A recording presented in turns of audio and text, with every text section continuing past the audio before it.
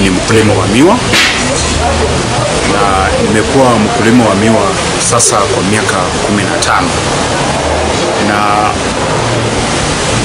ukulima siku hizi tunaifanya ukulima ni kama biashara nyingine yote, na ningelipenda watu waelewe ya kuwa wakati tunafanya ukulima hatufanyi mzaha, kwa sababu ukiangalia kilimo zingine zote haswa cash crops Kenya hii utapata zinafanya vizuri sana.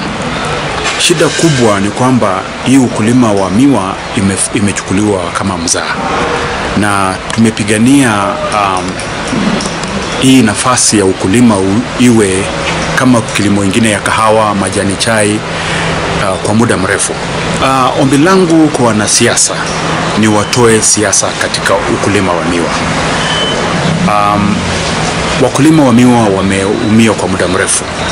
Ukiangalia hii kilimo ndio inawezesha mkulima kupeleka mtoto shuleni, inawezesha kulipa gharama za hospitali. Hii ndio biashara ambayo inamwezesha kufanya investment katika biashara zingine. Tunaomba wanasiasa watoe siasa kabisa katika ukulima wa miwa.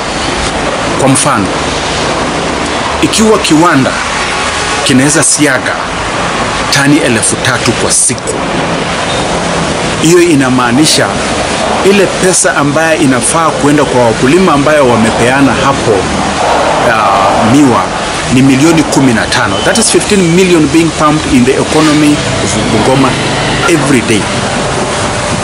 Ukiweka hiyo kwa wiki is 110 million ambayo itakuwa pesa iko kwa circulation katika uchumi ya Bungoma County. Na ndio kwa sababu tunasema wacha tutoe siasa katika ukulima wa miwa na tufanye biashara. Wache wakulima wafanye biashara, kwa sababu ni mkulima ambaye ndiye anaenda kwa shamba. Shamba ni ya mkulima mwanzo. Kitu ya kwanza basi leo kitu ya kwanza Rai kuchukua hiki kiwanda ni hakikisho ya kwamba wale wakulima wa Nzoia ambao wamekaa miaka 5 bila kulipwa wako guaranteed ya kwamba kila wiki, every Friday after 1 week 7 days, mkulima atakuwa anapata pesa zake. Hiyo mambo ya miaka 2, miaka 3 akiongojea malipo yake, that is going to be a thing of the past. So kitu ya kwanza, mkulima ana uhakika ya kwamba atalipwa pesa zake.